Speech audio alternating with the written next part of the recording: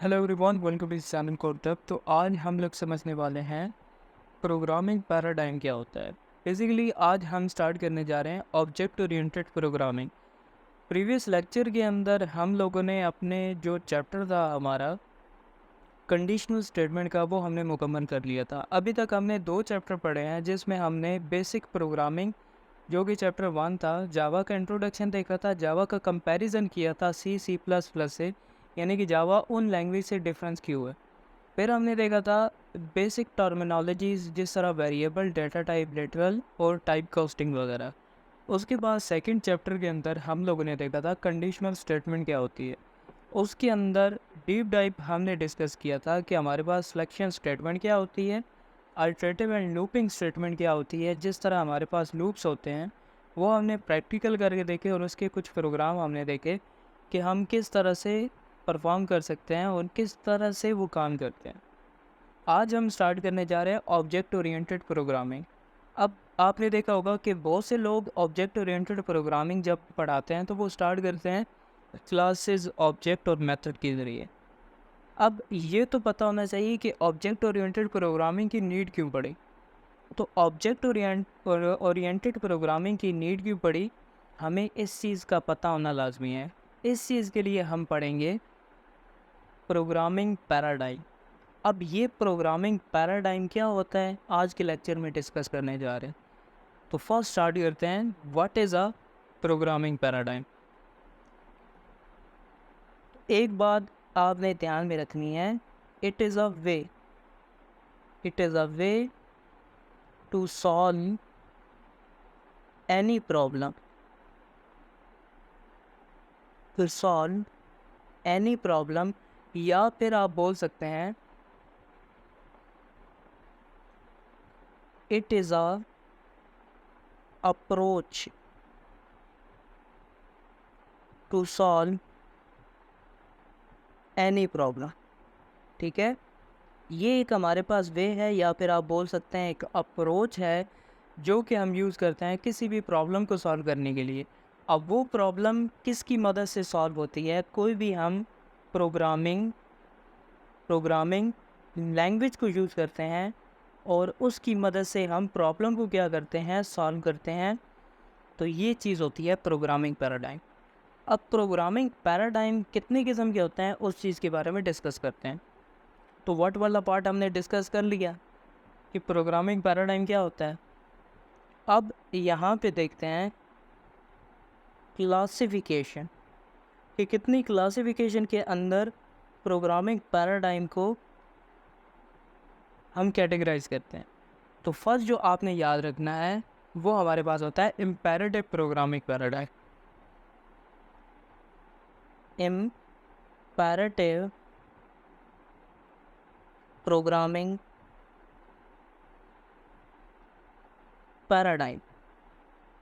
अब ये imperative programming paradigm क्या होता है वो आगे जाके डिस्कस करते हैं।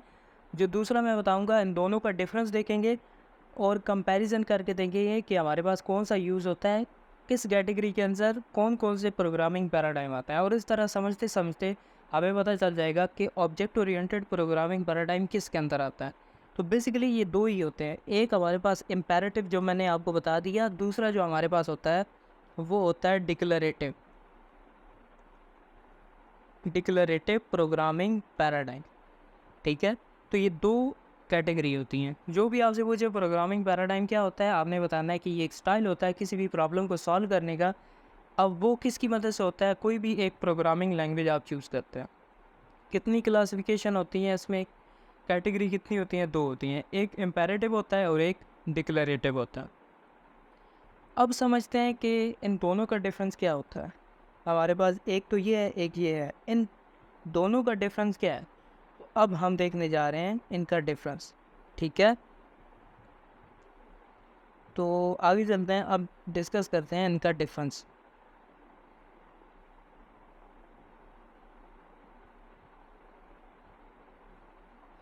तो इस तरह करते हैं, मैं यहाँ पे क्या करता हूँ, यहाँ पे मैं लिख देता हूँ साइड में इम्पेरेटिव, और यहाँ पे मैं लिख देता हूँ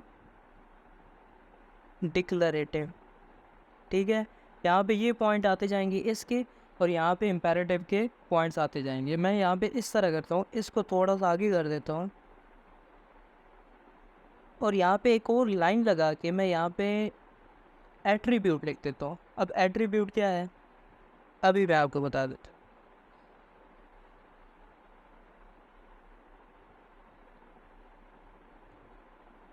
एट्रीब्यूट, ओके।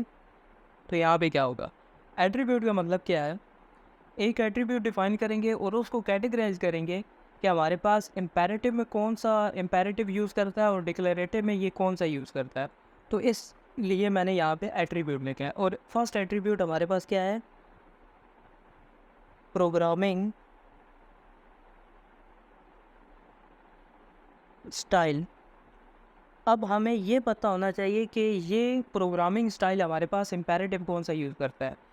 तो इसके अंदर ये बात ध्यान में रखना, इसके अंदर वी हैव स्पेसिफाई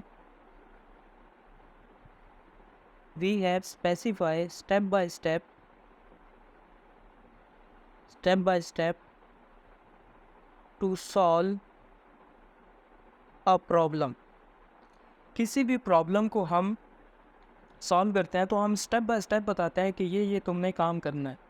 हर एक स्टेप के अंदर एक एक स्टेप बताते हैं कि किस तरह प्रॉब्लम को सॉल्व करना है। लेकिन डिक्लेरेटिव के अंदर इस तरह नहीं होता। डिक्लेरेटिव के अंदर हम क्या करते हैं, हम प्रॉब्लम को डिफाइन करते हैं और टास्क को किस तरह से अचीव करना है बस ये बता देते हैं। प्रॉब्लम क्या है और टास्क अचीव क्या करना है सिर्फ ये बता देते हैं डिक्लेरेटिव के अंदर। तो मैं यहाँ पे लिख देता हूँ, we have to define the problem to achieve a task. ठीक है, किसी भी टास्क को अचीव करना है, यहाँ पे प्रॉब्लम को डिफाइन किया और टास्क को अचीव कर दिया, किस तरह मैंने इसको अचीव करना है तो वो हमने कर दिया। अब दूसरे एट्रीब्यूट की बात करते हैं, वो हमारे पास क्या रहने वाला।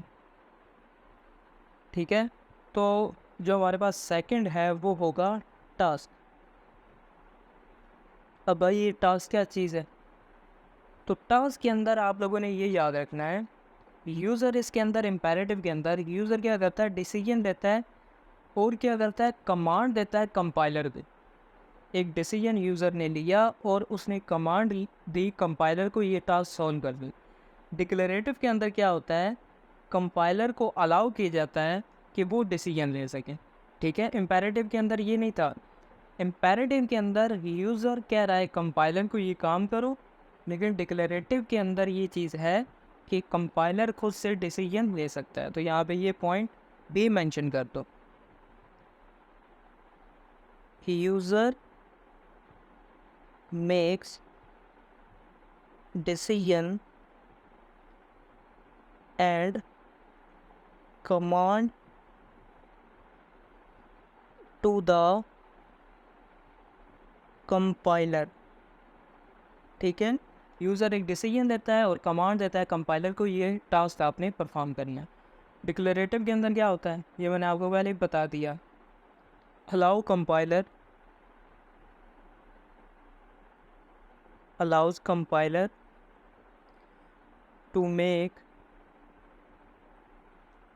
decision। ठीक है, तो ये हमने 2 पॉइंट डिस्कस कर लिए जो कि डिफरेंस था इम्पेरेटिव और डिक्लेरेटिव का। अब कुछ रियल वर्ल्ड एग्जांपल की बात करते हैं कि इम्पेरेटिव के अंदर कौन से आते हैं और डिक्लेरेटिव के अंदर कौन से आते हैं। यहाँ पे मैं लिख देता हूँ, रियल वर्ल्ड एग्जांपल। ठीक है, इम्पेरेटिव की देखते हैं कि हमारे पास कौन कौन सी आती हैं। अब जिस तरह हमने कोई भी मेल कोई भी रीड करनी है तो हम क्या करते हैं, स्टेप बाय स्टेप उसको देखते हैं। अब कोई भी पीसी बाय करना है तो हम क्या करते हैं, पीसी बाय करने के लिए हम पूरी डिटेल में जाते हैं। अब उस डिटेल में हम क्या क्या देखते हैं कि हमारे पास पीसी की रैम कितनी होनी चाहिए, फिर हम उसकी देखते हैं कि एसएसडी या हार्ड डिस्क वगैरह कितनी होनी चाहिए। तो ये सारी चीज़ें हम उसके अंदर डिस्कस करते हैं। जिसके अंदर हम लोग देखते हैं स्टेप बाय स्टेप वो हमारे पास होता है। जिस तरह पीसी को बाय करना है तो वो हमारे पास क्या होगा, इम्पेरेटिव के अंदर आएगा, क्योंकि हम स्टेप बाय स्टेप प्रॉब्लम को सॉल्व कर रहे हैं। लेकिन डिक्लेरेटिव के अंदर क्या होता है, एक प्रॉब्लम को देखा और उसका सलूशन देख लिया, तो वो हमारे पास आता है इसके अंदर। तो मैं क्या करता हूँ, यहाँ पे बाय पीसी यहाँ पे लिख देता हूँ, ठीक है। और रीड मेल्स इसके अंदर हमारे पास डिक्लेरेटिव के अंदर आ जाएगा, ठीक हो गया। ये हमारे पास हो गई एग्जाम्पल। अब एक और पॉइंट की बात करते हैं, स्मार्ट। अब ये स्मार्ट का क्या मतलब है, स्मार्ट का मतलब ये है कि किसके अंदर यूज़र स्मार्ट होता है और किसके अंदर सिस्टम स्मार्ट होता है। स्मार्ट का मतलब ये है कि जिसमें जहाँ पे डिसीजन जो चीज़ ले रही है वो स्मार्ट हो गया।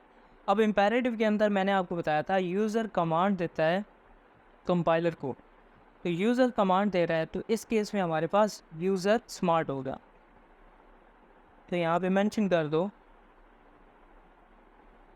the user is smart as compared to system, ठीक है। लेकिन डिक्लेरेटिव के अंदर हम लोगों ने क्या देखा था, डिक्लेरेटिव के अंदर हम लोगों ने देखा था कि कंपाइलर डिसीजन ले सकता है, तो इस केस में कंपाइलर क्या हो गया, स्मार्ट हो गया। तो कंपाइलर ही हम उसको सिस्टम बोल रहे हो, तो हम बोल देते हैं सिस्टम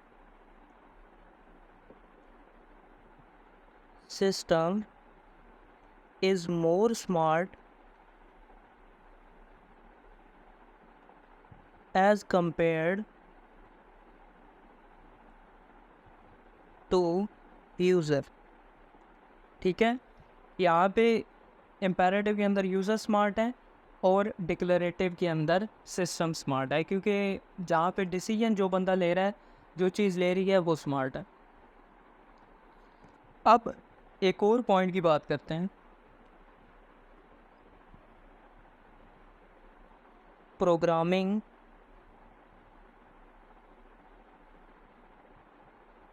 फोकस। अब प्रोग्रामिंग फोकस का क्या मतलब है, उस चीज़ के बारे में समझते हैं। फोकस का मतलब ये है कि इम्पेरेटिव के अंदर हम लोग बताते हैं व्हाट टू डू, कि क्या हमारे पास प्रॉब्लम है। डिक्लेरेटिव के अंदर हम लोग ये बताते हैं कि हाउ टू डू, उस प्रॉब्लम को डिफ़ाइन किस तरह, सॉल्व किस तरह से करना है। इम्पेरेटिव के अंदर हम सिर्फ डिफ़ाइन कर रहे हैं कि what is the problem, declarative के अंदर ये बता रहे हैं कि how to solve the problem. तो ये दोनों में डिफरेंस है। तो मैं क्या करता हूँ, यहाँ पे लिख देता हूँ व्हाट टू डू, और यहाँ पे हम डिस्कस करते हैं हाउ टू डू, ओके। तो ये हमारे पास सिर्फ डिफरेंट होगा। यहाँ पे छठा पॉइंट है, इसके अंदर हम देखते हैं प्राइमरी फ्लो कंट्रोल। अब इसका क्या मतलब है, प्राइमरी फ्लो कंट्रोल। अब इसका क्या मतलब है, प्राइमरी फ्लो कंट्रोल का मतलब ये है कि हमारे पास जिस तरह हमने कंडीशनल स्टेटमेंट देखी थी, तो इम्पेरेटिव के अंदर कौन से आते हैं, डिक्लेरेटिव के अंदर कौन से आते हैं। इम्पेरेटिव जो प्रोग्रामिंग पैराडाइम था उसके अंदर कौन कौन सी चीज़ें यूज़ होती थी, डिक्लेरेटिव के अंदर कौन कौन सी चीज़ें यूज़ होती हैं। अगर बात करें इम्पेरेटिव में, तो इम्पेरेटिव में हमारे पास लूप्स यूज़ होते हैं, उसके अलावा कंडीशनल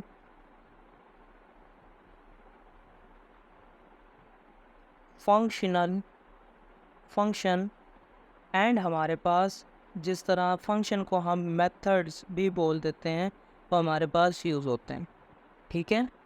लूप्स मैंने बोल दिया, कंडीशनल एक ही चीज़ है क्योंकि कंडीशनल स्टेटमेंट के अंदर ही लूप्स आते हैं। डिक्लेरेटिव की अगर बात करें तो डिक्लेरेटिव के अंदर हमारे पास आता है फंक्शंस कॉल्स। अब फंक्शन कॉल्स हमारे पास क्या आता है, जिस तरह हम रिकर्जन पढ़ेंगे तो रिकर्जन के अंदर एक आता है रेकरेंस रिलेशन। अब रेकरेंस रिलेशन के अंदर क्या होता है, एक फंक्शन अपने आप को ही कॉल कर रहा होता है, तो जो कॉल करने की चीज़ है वो आती है रिकर्जन के अंदर। तो जिस तरह फंक्शन कॉल वगैरह आ गई वो डिक्लेरेटिव के अंदर ही आई थी, और ये बहुत ज़्यादा डिक्लेरेटिव के अंदर यूज़ होती थी। अब ये समझते हैं कि हमने इम्पेरेटिव और डिक्लेरेटिव प्रोग्रामिंग पैराडाइम को देख लिया, लेकिन कौन सी प्रोग्रामिंग लैंग्वेजेस होती हैं जो कि इम्पेरेटिव के अंदर आती हैं, कौन सी होती हैं जो डिक्लेरेटिव के अंदर आती हैं। एग्जाम्पल्स, ठीक है। तो एक बात का ध्यान में रखना, जो हमारे पास होती है फोर्ट्रॉन, जो कि हमारे पास पीसी बना था, तो वहाँ पे हमारे पास लैंग्वेज एक बनी थी। दूसरी एक बहुत पुरानी लैंग्वेज जो असेंबली लैंग्वेज होती है, वो भी एक इम्पेरेटिव प्रोग्रामिंग पैराडाइम को फॉलो करती है, असेंबली लैंग्वेज, ठीक है। उसके अलावा हमारे पास कोबाल एक लैंग्वेज थी, वो भी बहुत पुरानी थी, ठीक है। उसके अलावा सी होती है हमारे पास, सी प्लस प्लस होती है, जावा होती है, वो भी इसी को फॉलो करती है। फिर पाइथन हो गई, वो भी इम्पेरेटिव को ही फॉलो करती है। तो इस तरह यहाँ पे बहुत सारी होता है, ठीक है। अब डिक्लेरेटिव कौन सी होती हैं, तो यहाँ पे मैं लिख देता हूँ डिक्लेरेटिव। डिक्लेरेटिव में जिस तरह हमारे पास सीक्वल होता है, स्ट्रक्चर क्यूरी लैंग्वेज, इस तरह हेस्कल हो गया, ठीक है, प्रोलॉन्ग हो गया। तो ये जितनी भी चीज़ें हैं, अब सीक्वल आपने अगर पढ़ी हो तो उसके अंदर कोई लॉजिक पार्ट नहीं होता। इम्पेरेटिव लैंग्वेज जो होती है, इम्पेरेटिव पैराडाइम को जो प्रोग्रामिंग लैंग्वेज फॉलो करती है, उसके अंदर एक लॉजिक होता है, लॉजिक बिल्डिंग होती है। सीक्वल के अंदर कोई भी लॉजिक बिल्डिंग नहीं होती, प्री डिफाइन चीज़ें हैं किसी भी काम को करने के लिए। हम क्यूरी लिखते हैं, उसके हमारा रिज़ल्ट मिल जाता है, क्यूरी लिखते हैं, रिज़ल्ट मिल जाता है, कोई भी ऐसी लॉजिक नहीं होती। हर एक के लिए हमारे पास एक कीवर्ड या फिर किसी भी पर्पज़ के लिए हमारे पास चीज़ें बनाई गई हैं।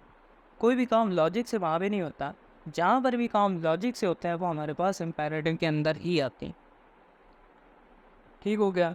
अब ये समझते हैं, डायग्राम बना के मैं आपको दिखाता हूँ कि प्रोग्रामिंग पैराडाइम जो होते हैं, इम्पेरेटिव के अंदर कौन से आते हैं, डिक्लेरेटिव के अंदर कौन से आते हैं।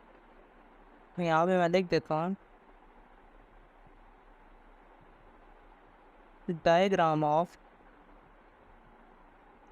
प्रोग्रामिंग पैराडाइम, ठीक है। अब मैं क्या करता हूँ, यहाँ पे प्रोग्रामिंग पैराडाइम को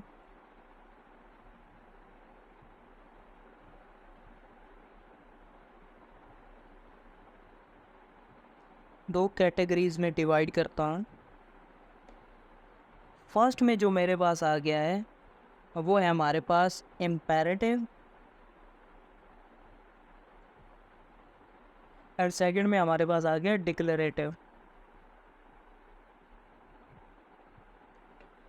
अब जो भी हमारे पास इसके अंदर प्रोग्रामिंग पैराडाइम आएंगे वो मैं इसके अंदर लिख दूंगा, और जो भी हमारे पास डिक्लेरेटिव के अंदर आएंगे वो मैं इसके अंदर लिख दूँ, ठीक है। अब एक हमारे पास प्रोग्रामिंग पैराडाइम होता है अनस्ट्रक्चर पैराडाइम, ठीक है, अनस्ट्रक्चर प्रोग्रामिंग पैराडाइम, वो भी इसी के अंदर आता है। फिर हमारे पास आता है स्ट्रक्चर, एक आता है अनस्ट्रक्चर, एक आता है स्ट्रक्चर।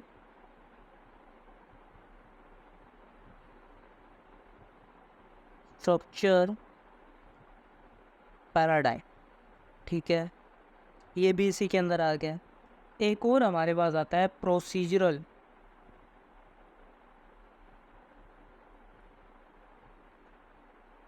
Procedural programming paradigm. उसके अलावा जो हमारा टॉपिक है ऑब्जेक्ट ओरिएंटेड प्रोग्रामिंग, जिसको हम ऊप भी कहते हैं, वो भी इसी के अंदर ही आता है। तो मैं यहाँ पे लिख देता हूँ ऑब्जेक्ट ओरिएंटेड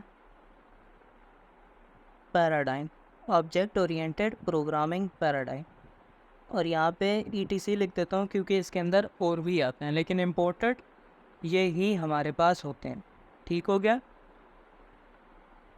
अब डिक्लेरेटिव के अंदर कौन से आते हैं? Declarative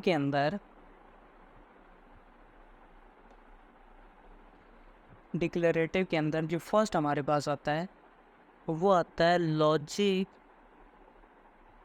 based languages. अब लॉजिक बेस्ड लैंग्वेजेस हमारे पास कौन से थे? जिस तरह आपने नाम सुना हो प्रोलॉन्ग का, वो हमारे पास एक लॉजिक बेस्ड लैंग्वेज थी।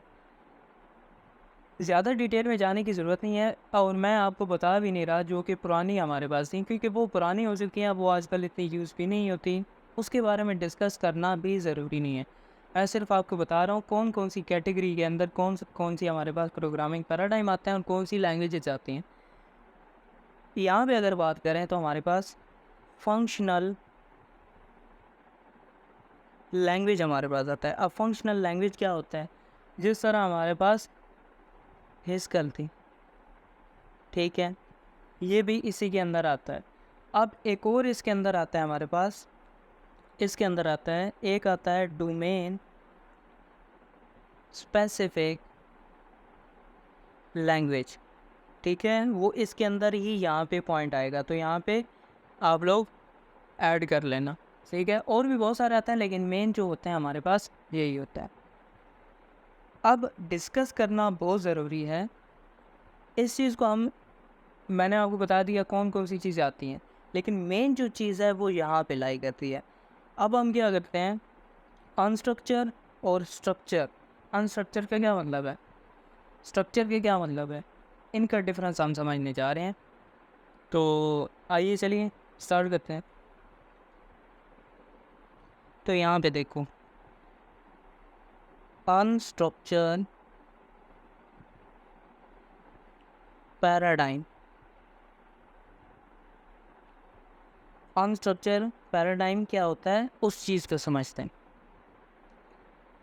एक बात का ध्यान रखना, जब भी कंप्यूटर बना था उस टाइम पे जो पैराडाइम बना था वो हमारे पास बना था अनस्ट्रक्चर प्रोग्रामिंग पैराडाइम, ठीक है। एक पॉइंट तो ये होगा, तो यहाँ पे मेंशन कर लो,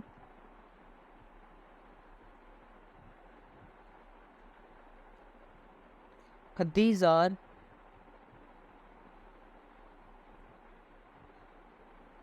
the first programming paradigm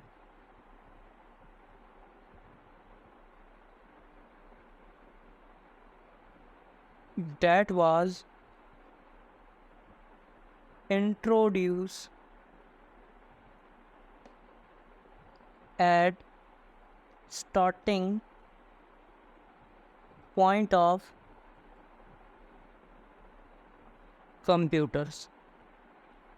एक पॉइंट तो ये हो गया कि हमारे पास जब भी कंप्यूटर बने थे, जब पहले कंप्यूटर बना था तो वहाँ पे जो प्रोग्रामिंग पैराडाइम आया था वो अनस्ट्रक्चर प्रोग्रामिंग पैराडाइम था। अब इसकी एग्जांपल कौन सी है, कौन कौन सी लैंग्वेजेस इसके अंदर आती हैं, तो वो चीज़ देखते हैं। जिस तरह हमारे पास, मैंने आपको बताया कि जिस तरह फोरट्रॉन एक लैंग्वेज थी हमारे पास, स्टार्टिंग पॉइंट ऑफ टाइम पे हम इसको यूज़ करते थे। कोबाल जिस तरह हमारे पास लैंग्वेज थी, हम इसको यूज़ करते थे, हमने यूज़ करते थे जिन्होंने कंप्यूटर बनाया था बाद में, उसके बाद जितने भी बनते थे उस टाइम पे वो यूज़ करते थे, क्योंकि ये जब बनी थी तो बहुत पहले बनी थी, जब हम पैदा भी नहीं हुए थे, तो उस टाइम पे थी और वहाँ पे ये यूज़ होती थी। उसके बाद बेसिक एक लैंग्वेज थी, ये यूज़ होती थी, और ETC मैं यहाँ पे लिख देता हूँ। और इस तरह जितनी पुरानी लैंग्वेजेस थी वो इसी प्रोग्रामिंग पैराडाइम को फॉलो करती थी। अब एक और पॉइंट आपने याद रखना है, इन लैंग्वेजेस के अंदर हमारे पास कोई भी बेसिक स्ट्रक्चर नहीं होता था, कोई भी स्ट्रक्चर नहीं होता था किसी भी प्रॉब्लम को सॉल्व करने का, ठीक है। यहाँ पे लिख दो, in these languages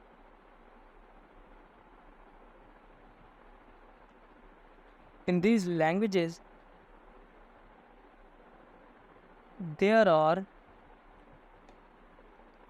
not fixed structure और way to achieve the task. ठीक हो गया। अब टास्क को अचीव करने के लिए कोई फिक्स स्ट्रक्चर हमारे पास नहीं होता था इन लैंग्वेजेस के अंदर। क्या इसके लिए अगर मैं ये चीज़ यूज़ करूँ तो ये हमारे लिए ये हो जाएगा, प्रॉब्लम सॉल्व हो जाएगी। जिस तरह मैंने आपको बताया था कंडीशनल स्टेटमेंट के अंदर, एक स्टेटमेंट को मैंने 1000 दफ़ा क्या करना है, उसको करना है, यानी कि आइटरेट कराना है, प्रिंट कराना है। तो मैं क्या करता था, उसके लिए मैं एक लूप लगा देता था, लूप के अंदर मैं डिफ़ाइन कर देता था। अब इस प्रॉब्लम को सॉल्व करने के लिए मेरे पास एक फ़िक्स चीज़ बनी हुई है, आइटरेटिव एंड लूपिंग स्टेट। मैं उसको यूज़ कर सकता हूँ अपनी प्रॉब्लम को सॉल्व करने के लिए, लेकिन इन लैंग्वेजेस के अंदर ये चीज़ मौजूद नहीं थी। ठीक है, ये हमारे पास थर्ड पॉइंट आ गया। एक और चीज़ जो आपने ध्यान में रखनी है, इन लैंग्वेजेस के अंदर मैं यूज़ करता था निमोनिक कोड को। अब निमोनिक कोड कौन से होते थे? निमोनिक कोड एक अजीब तरह के होते थे। हम क्या करते थे, उनको यूज़ करते थे अपने टास्क को अचीव करने के लिए। तो वो निमोनिक कोड उनको याद करना बहुत मुश्किल काम था। In this type we use mnemonic codes. Mnemonic codes को हम यूज़ करते थे किसी भी प्रॉब्लम को सॉल्व करने के लिए। और एक और बात याद रखना, इसके अंदर हम यूज़ करते थे गो टू स्टेटमेंट का। अब C++ के अंदर भी गो टू स्टेटमेंट होता है, लेकिन कोई भी अभी उसको यूज़ नहीं करता, क्योंकि एक बैड प्रैक्टिस मानी जाती है गो टू स्टेटमेंट का, यानी यहाँ से यहाँ पे चले जाओ, यहाँ से यहाँ पे चले जाओ। लेकिन उसके लिए हमारे पास उसको रिप्लेस करने के लिए और भी बहुत सारी चीज़ें आ चुकी हैं। इस वजह से हम गो टू स्टेटमेंट को अब यूज़ नहीं करते। ये एक बैड प्रैक्टिस मानी जाती है। और गो टू स्टेटमेंट भी हमारे पास अनस्ट्रक्चर्ड प्रोग्रामिंग पैराडाइम के अंदर ही आया था। ठीक है, अब अनस्ट्रक्चर के बारे में हमने ये समझ लिया कि हमारे पास कौन कौन सी चीज़ें आती हैं। हमने देखा प्रोग्रामिंग पैराडाइम के अंदर यह आया था स्टार्टिंग पॉइंट ऑफ टाइम पे। इसके अंदर लैंग्वेजेस कौन सी आती हैं, लैंग्वेजेस हमने देखी, ये वाली लैंग्वेजेस आती हैं। फिर हमने देखा इन लैंग्वेज के अंदर कोई भी फिक्स स्ट्रक्चर नहीं होता किसी भी प्रॉब्लम को सॉल्व करने का। फिर हमने देखा कि हमारे पास इसके अंदर हमारे पास गो टू स्टेटमेंट होती है। गो टू स्टेटमेंट को हम अभी यूज़ नहीं करते, उस टाइम पे यूज़ करते थे। फिर हम निमोनिक कोड यूज़ करते थे, अजीब टाइप के कोड होते थे किसी भी प्रॉब्लम को सॉल्व करने के लिए। ठीक है, अब हम देखते हैं स्ट्रक्चर पैराडाइम। अब स्ट्रक्चर पैराडाइम क्या होता है, उस चीज़ के बारे में डिस्कस करते हैं। तो यहाँ पे देखो, these are often unstructured programming paradigm and used till now। आज तक ये यूज़ हो रहा है, ये स्ट्रक्चर प्रोग्रामिंग पैराडाइम देता है। अनस्ट्रक्चर के बाद आया था और आज तक ये यूज़ हो रहा है। किसके अंदर यूज़ हो रहा है ये मैंने आपको अभी तक नहीं बताया, तो ये सुन लो। हमारे पास एक लैंग्वेज थी पास्कल, इसके अंदर ये यूज़ होता था। जो सी लैंग्वेज है जो आज भी यूज़ हो रही है, उसके अंदर भी अनस्ट्रक्चर प्रोग्रामिंग पैराडाइम यूज़ होता है। ठीक हो गया, और यहाँ पे ATC लिखते हैं, क्योंकि और भी हमारे पास बहुत सारे आते हैं। अब जावा किसके अंदर आती है वो मैं आपको बताऊँ। फिर हमारे पास इसके अंदर फिक्स स्ट्रक्चर होता है किसी भी प्रॉब्लम को सॉल्व करने का। तो these have fix structure to solve any task. ठीक है, किसी भी प्रॉब्लम को सॉल्व करने का इसके अंदर एक फिक्स स्ट्रक्चर होता है, और इसके अंदर निमोनिक कोड भी नहीं होते थे, जो कि अनस्ट्रक्चर के अंदर होते थे। यहाँ पे निमोनिक कोड नहीं होते थे, तो यहाँ पे मेंशन कर देता हूँ निमोनिक कोड्स नॉट प्रेजेंट। अब निमोनिक कोड इसके अंदर नहीं होते थे, ठीक है।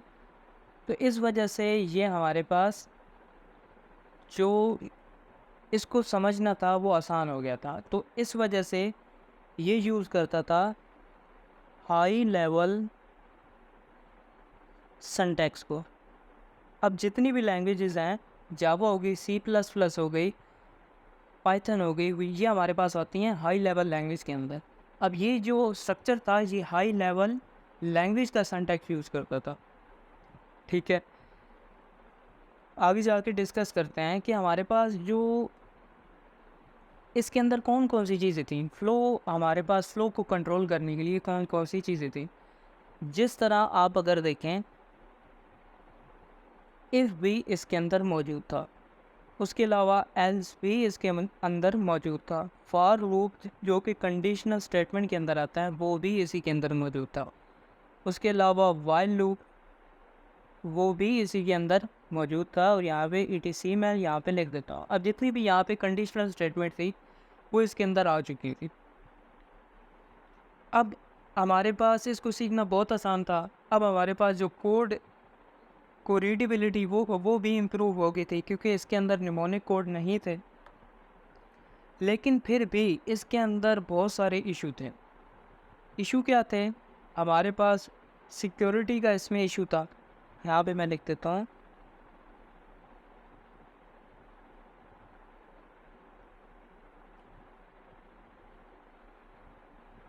सिक्योरिटी इशू, ठीक है। इसके अंदर सिक्योरिटी का इशू था।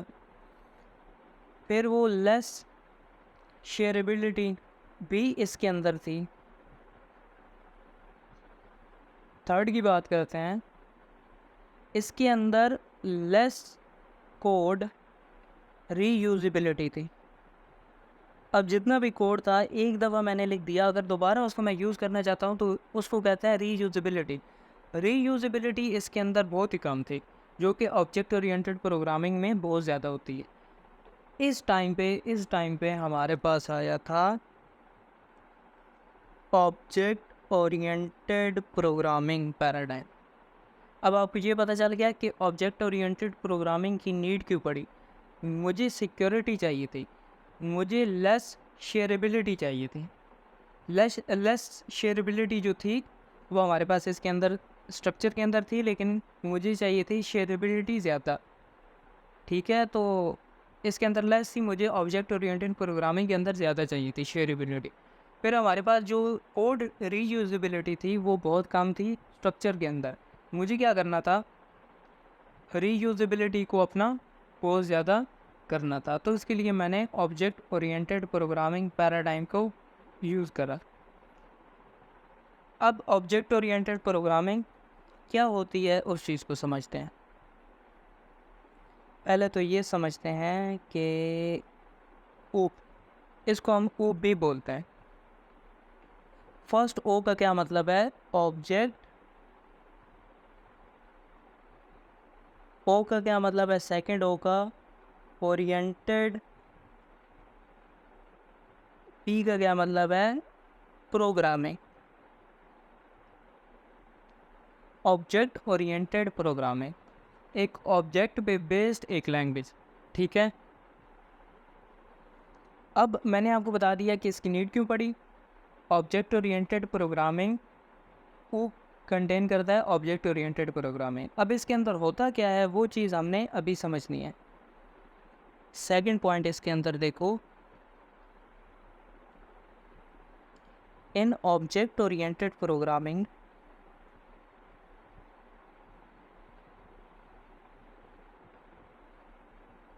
is divide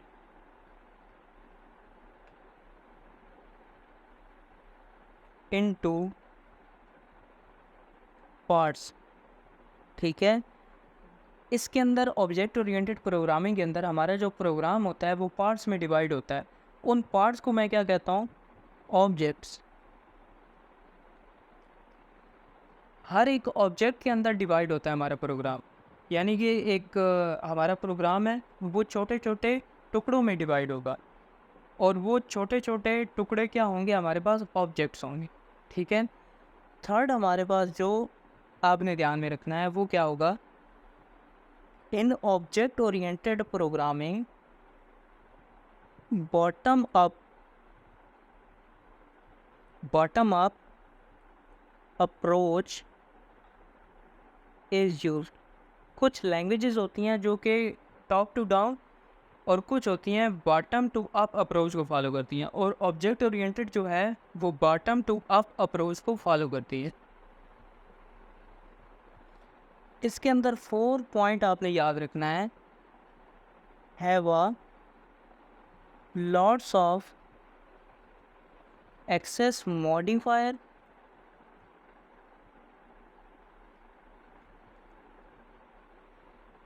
और एक्सेस स्पेसिफायर। अब इसका क्या मतलब है? एक्सेस मॉडिफायर का मतलब ये है कि हमारे पास जिस तरह एक आता है पब्लिक, एक आता है हमारे पास प्राइवेट, एक हमारे पास आता है प्रोटेक्टेड, हमारे पास स्पेसिफायर का मतलब है जिस तरह स्टैटिक आ गया हमारे पास, और भी हमारे पास इसके अंदर बहुत सारे होते हैं। अब इनकी नीड क्यों पड़ी? मैं ये चाहता हूँ कि हमारे पास एक प्रोग्राम के अंदर स्पेसिफिक कोड जो है उसका स्कोप यहाँ तक रहे, तो उसके लिए अलग अलग हमारे पास एक्सेस मॉडिफायर है। पब्लिक होगा तो उसका स्कोप एक अलग पैकेज के अंदर भी एक्सेस हो सकता है, प्राइवेट होगा उसी क्लास के अंदर, और जो हमारे पास होगा प्रोटेक्टेड, वो पेरेंट से चाइल्ड तक उसका स्कोप होगा। तो स्कोप को डिफाइन करने के लिए मेरे पास ऑब्जेक्ट ओरिएंटेड प्रोग्रामिंग के अंदर एक्सेस मॉडिफायर और स्पेसिफायर भी आ गया था। फिफ्थ पॉइंट आपने जो ध्यान में रखना है, जो ऑब्जेक्ट ओरिएंटेड प्रोग्रामिंग होता है ये डील करता है डेटा के साथ। It deals with data. ठीक है, ये भी ध्यान रखना है आपने पॉइंट। एक और पॉइंट जो आपने ये ध्यान में रखना है, इसके अंदर जो हमारे पास आती हैं लैंग्वेजेस, वो कौन कौन सी आती हैं? एक तो हमारे पास जो अभी कोर्स चल रहा है जावा का, वो भी इसी के अंदर आती है, ऑब्जेक्ट ओरिएंटेड प्रोग्रामिंग। C++ भी ऑब्जेक्ट ओरिएंटेड प्रोग्रामिंग को फॉलो करती है। C# भी इसी को फॉलो करती है। पाइथन जो होती है वो भी इसी को फॉलो करती है। अब C इसके अंदर नहीं आती, C ऑब्जेक्ट ओरिएंटेड प्रोग्रामिंग को फॉलो नहीं करती। ठीक है। अब यहाँ पे एक पॉइंट ये आता है कि एक लैंग्वेज, यहाँ पे मैं आगे जाता हूँ, लिख देता हूँ नोट में, ये बात आपने ध्यान में रखनी है, कई दफ़ा इंटरव्यू में पूछ भी लिया जाता है। नोट, वन लैंग्वेज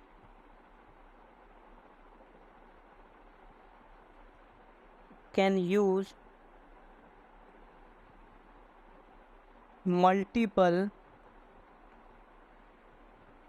प्रोग्रामिंग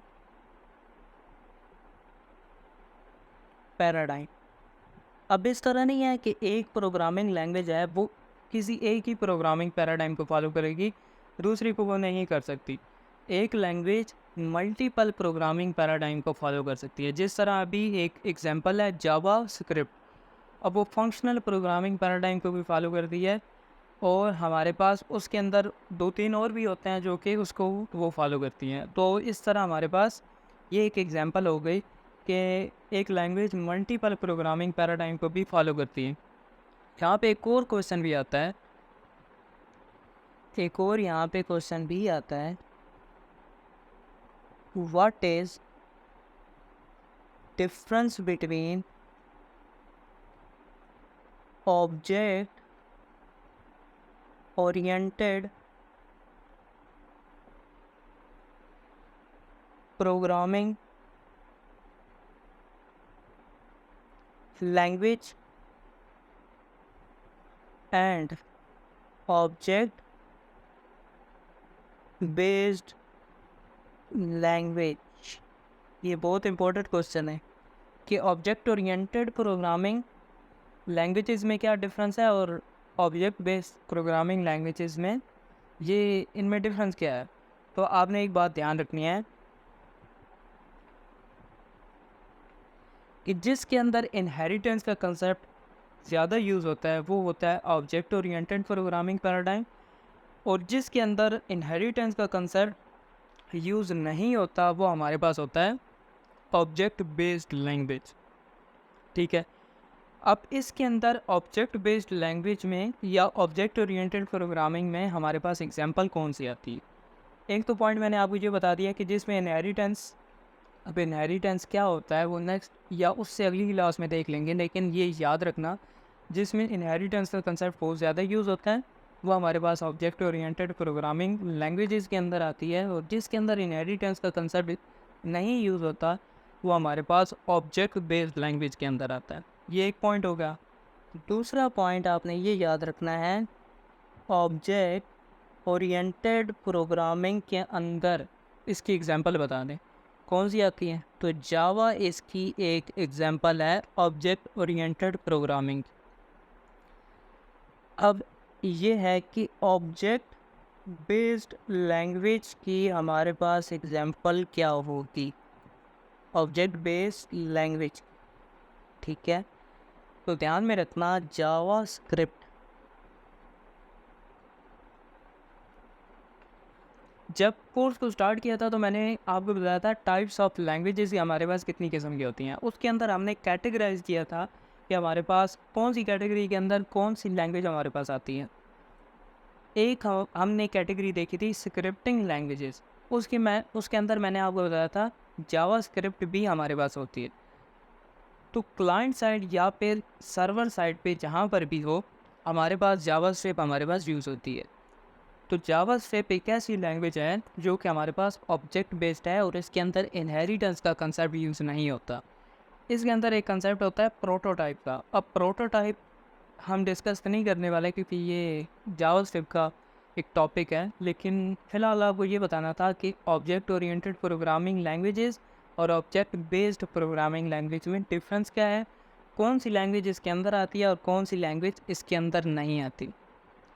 तो आज की वीडियो के लिए इतना ही, फिर मिलते हैं नेक्स्ट वीडियो में और उसके अंदर हम लोग देखेंगे कि ऑब्जेक्ट्स, मेथड्स और क्लासेस क्या होती हैं, बेसिक इंट्रोडक्शन देखेंगे और बिल्कुल स्टार्टिंग से लेके जाएंगे बात को और समझेंगे कि हमारे पास ज़रूरत क्यों पड़ी और हम किस तरह प्रैक्टिकली उसको परफॉर्म कर सकते हैं। क्योंकि इस क्लास के अंदर कोई प्रैक्टिकल काम था नहीं, सारा थियोरेटिकल काम था, और नेक्स्ट क्लास के अंदर हम इंशाल्लाह प्रैक्टिकल काम स्टार्ट कर देंगे। तो इस वीडियो के लिए इतना ही, मिलते हैं नेक्स्ट वीडियो में, तब तक के लिए बाय बाय।